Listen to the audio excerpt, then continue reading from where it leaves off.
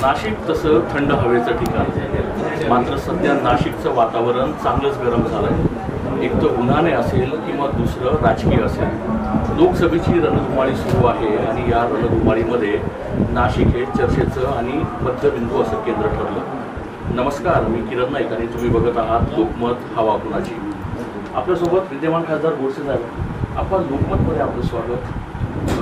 राज्यातलं पहिलं तिकीट तुम्हाला श्रीकांत शिंदे यांनी जाहीर केलं होतं, मात्र तिकीट मिळायला भरपूर उशीर झाला। अगदी शेवटच्या एक दिवस अगोदर तिकीट मिळालं, तेव्हा काय भावना होत्या? कारण की तुम्ही तयारी गेली तर 10 वर्ष तुमची सुरू होती। मला असं वाटतं की गेली 10 वर्षापासून आपण नाशिक लोकसभेचं नेतृत्व करतो। हे करत असताना सातत्यानं दांडगा संपर्क त्या ठिकाणी ठेवला।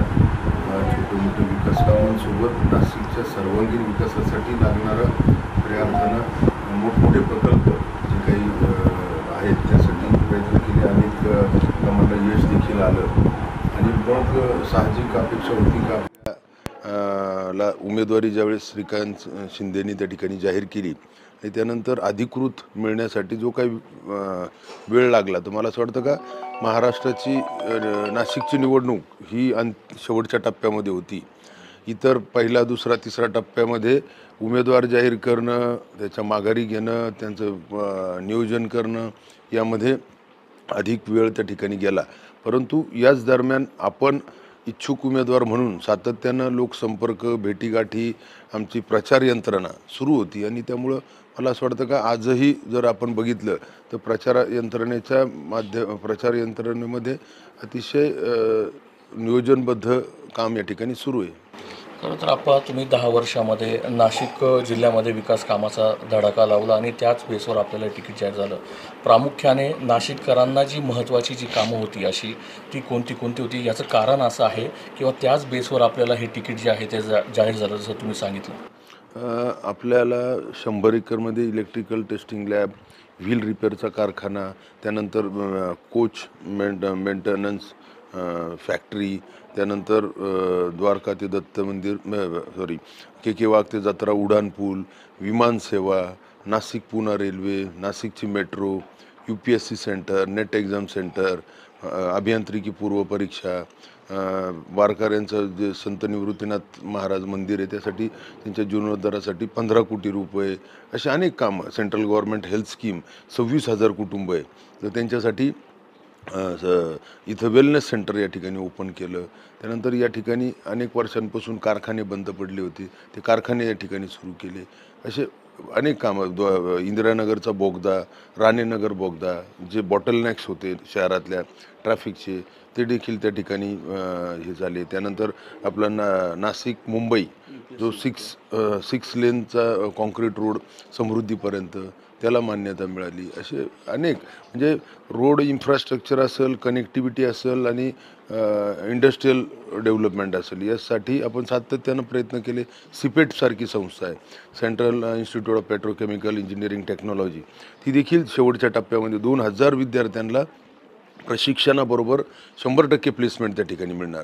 सारथीसारखं कार्यालय, त्याच्यासाठी पण आपण सातत्यानं पाठपुरावा केला। त्याचं देखील कार्यालयाला 159 कोटी रुपये मंजूर झाले। त्याचं देखील वर्क ऑर्डर आचारसंहितेच्या अगोदरच ती होणार होती, परंतु जून महिन्यामध्येच त्याची वर्क ऑर्डर होऊन ते देखील काम त्या ठिकाणी सुरू होणार आहे। आणि राहिला प्रश्न पुढच्या ज्या नियोजनाच्या संदर्भामध्ये, तर मला असं वाटतं का नाशिकला रिंग रोड असावा, त्यासाठी देखील आपला प्रयत्न सुरू आहे का या सिंहस्थ कुंभमेळ्यामध्ये आपल्या शहराभोवती जर रिंग रोड झाला तर आपण इतर जर शहरं पाहिले, हैदराबाद, बँगलोर, इंदोर असे मोठमोठी शहरं पाहिले, तर त्या रिंग रोडमुळे त्यांचं इन्फ्रास्ट्रक्चर, त्यांची कनेक्टिव्हिटी अतिशय उत्तम झाली आणि फास्ट ग्रोथ त्या सिटीची झाली। तर आपला पहिला मुद्दा रिंग रोडच्या संदर्भामध्ये राहील। त्यानंतर दुसरा जो राहील तो दिल्ली मुंबई इंडस्ट्रियल कॉरिडॉर जे आहे ते 8 ते 10 हजार एकरमध्ये आपली इंडस्ट्री डेव्हलपमेंट त्या ठिकाणी होणार आहे। त्यानंतर आपल्या नाशिकला IT पार्क, गेले अनेक दिवसापासून IT पार्क संदर्भामध्ये आपण चर्चा करतो, परंतु त्याला IT पार्कला जे बेसिक स्ट्रक्चर लागत होतं त्या उंबरठ्यावर आपण आलेलो आहे। आणि मग आपण राजूर बाहुल्या या ठिकाणी 100 एकर जागा आपण त्या ठिकाणी रिझर्व पण MIDCच्या माध्यमातून त्याचं रिझर्वेशन पण केलं आहे 50 एकर जागेचं आणि निश्चित त्या ठिकाणी IT पार्क येईल. आडगावला देखील लँड पुलिंगच्या माध्यमातून त्या ठिकाणी महापालिका प्रयत्न करते. IT पार्क नंतर इलेक्ट्रॉनिक्स मॅन्युफॅक्चरिंग क्लस्टर हे 11साठी आपला प्रयत्न सुरू आहे. 200 एकरमध्ये इलेक्ट्रॉनिक्स मॅन्युफॅक्चरिंग क्लस्टर आला तर निश्चित खूप मोठ्या प्रमाणामध्ये इंडस्ट्री या ठिकाणी येईल आणि रोजगार निर्मिती होईल. त्यानंतर डिफेन्स पार्क साठी देखील राज्य शासनाने नाशिकची निवड करण्यासंदर्भामध्ये शिफारस त्या ठिकाणी केलेली आहे. त्यानंतर डिफेन्स इनोव्हेशन हब यासाठी देखील आपला प्रयत्न सुरू आहे इंडस्ट्रीजच्या माध्यमातून आणि निश्चित त्या संदर्भामध्ये तो देखील त्याला देखील चालना देण्याचं काम या ठिकाणी आपण करणार आहोत. नक्कीच. खरं तर आपण तुम्ही मुख्यमंत्री एकनाथ शिंदे यांच्यावर विश्वास ठेवून त्यांच्या शिवसेनेत गेले. मात्र मध्यंतरी जेव्हा छगन भुजबळ यांनी सांगितलं का केंद्रीय यंत्रणेनेच माझं नाव सुचवलं, त्यावेळेस तुमच्या काय भावना होत्या? कारण की खरं तर नाशिकची जी शिवसेना आहे ती खरं तर तुमच्या सोबत होती आणि तेव्हा तुमच्या काय भावना होत्या? मला असं वाटतं का शेवटी बरेचसे निर्णय ज्यावेळेस युती असते महायुतीमध्ये हे वरिष्ठ नेते ठरवत असतात आणि म्हणून मला असं वाटतं का निश्चित त्यांनी जो काही निर्णय घेणार होते ते योग्यच निर्णय त्यांनी घेतला असता आणि निश्चित आपल्या संदर्भामध्ये देखील त्यांनी सकारात्मकपणे विचार करून आपलं देखील कुठंतरी पुनर्वसन केलं असतं. नक्कीच. खरं तर आपण नाशिक जिल्हा किंवा नाशिक जर आपण बघितलं तर शिवसेनेचा बालेकिल्ला पहिल्यापासून राहिलेला आहे. विजय करंजकर यांनी कुठंतरी आता तुमच्यासोबतच म्हणजे अपक्ष फॉर्म भरलेला आहे. मात्र राजाभाऊ वाजे यांनी जवळपास महिनाभरापासून प्रचारामध्ये आघाडी घेतलेली आहे. तुमचा देखील प्रचार मध्यंतरी सुरू होता. लाखभर पत्रकं जी आहे ती वाटण्यात आली. कशा पद्धतीने आव्हान तुम्हाला म्हणजे उद्धव बाळासाहेब ठाकरे गटाचं वाटतं?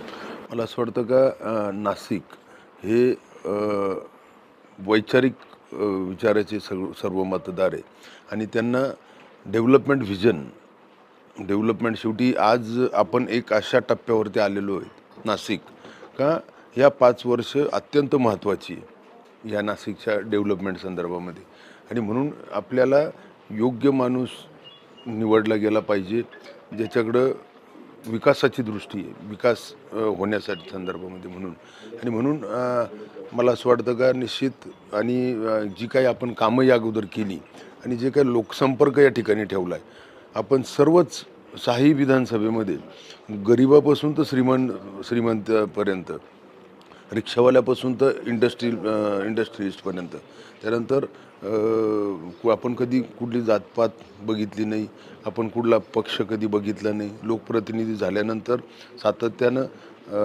एक लोकप्रतिनिधी हा प्रत्येकाचा असतो आणि म्हणून कुठली जातपात न पाहता पक्षपात न पाहता कुठं गटातटाचं राजकारण न करता केवळ नाशिकचा विकास हाच दृढ विश्वास ठेवूनच आपण या ठिकाणी काम होतो. नक्कीच. पण आपण एक मला असा प्रश्न विचारायचा आहे. शांतिगिरी महाराज देखील आता निवडणुकीच्या रिंगणात आहे. भाजप असेल किंवा शिवसेना असेल हिंदुत्व मताचा मोठा म्हणजे सपोर्ट असतो.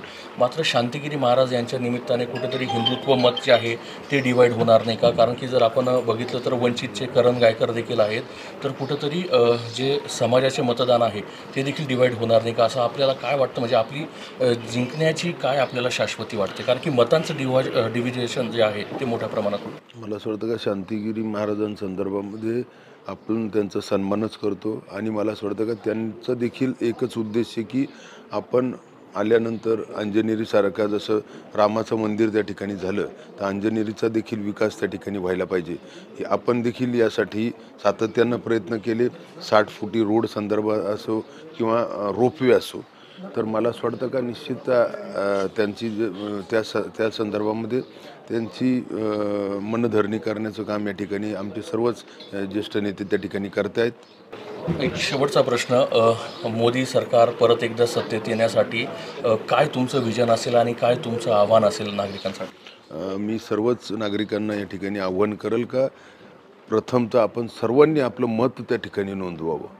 हे अतिशय महत्त्वाचं असतं. आपलं एक मतामुळं निश्चित खूप काही बदल त्या ठिकाणी घडू शकतात आणि आपल्याला पाहिजे योग्य व्यक्ती त्याला आपण म्हणजे तो निवडला जातो. आणि दुसरा मुद्दा की नाशिकच्या विकासाकरता आपण सर्वांनीच त्या ठिकाणी येणाऱ्या काळामध्ये महायुती म्हणजे आपल्या देशाला एक खंबीर असं नेतृत्व मोदी साहेबांच्या रूपाने त्या ठिकाणी लाभले. 10 वर्षामध्ये आपण प्रगतीच्या दिशेने आपण प्रगतीच्या दिशेने चाललो आहे. आपली आर्थिक प्रगती त्या ठिकाणी होत चाललेली आहे. आपण आर्थिक व्यवस्थेमध्ये 10व्या क्रमांकावरून 5व्यावरती आलो. येणाऱ्या काळामध्ये आपण तिसऱ्यावरती येणार आहे.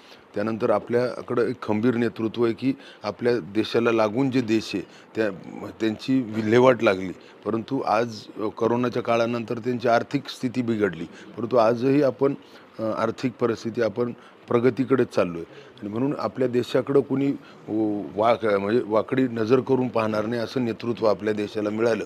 आणि म्हणून पुन्हा एकदा मोदींना तिसऱ्यांदा पंतप्रधान करण्याकरता आपण सर्वांनी महायुतीच्या उमेदवारांनाच निवडून द्यावं असेच मी या ठिकाणी आवाहन करेन. नक्कीच. खरं तर महायुतीच्या उमेदवाराला निवडून देण्यासाठी तुम्ही महायुतीला मतदान करा असं आवाहन जे आहे ते हेमंत गोडसेंनी केलेलं आहे. केलेली विकास कामं त्यांनी देखील सांगितलेली आहे आणि त्यांच्या मनातलं विजन त्यांनी यावेळेस लोकमतशी बोलताना व्यक्त केलं. त्याच्या हिशोबाने किरण नाईक, लोकमत.com साठी नाशिक. पण ते अजूनही